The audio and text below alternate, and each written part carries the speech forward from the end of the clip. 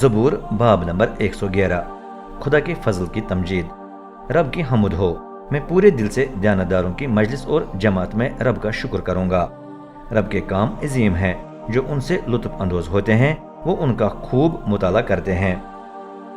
उसका काम शानदार और जलाली है, उसकी रास्ते अब तक कायम रहती है, वो अपने मोजज़े याद कराता है। रब मेहरबान और रहीम है।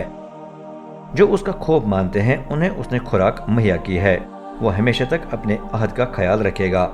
उसने अपनी कौम को अपने ज़बरदस्त कामों का ऐलान करके कहा, मैं तुम्हें गैर कौमों की मीरास अता करूँगा। जो भी काम उसके हाथ करें वो सच्चे और रास्त हैं।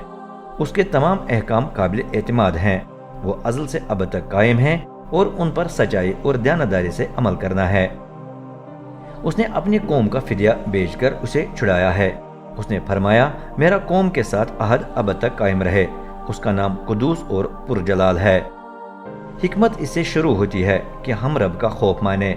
जो भी उसके अहकाम पर अमल करे उसे अच्छी समझ हासिल होगी, उसकी हमुद हमेशा तक कायम रहेगी।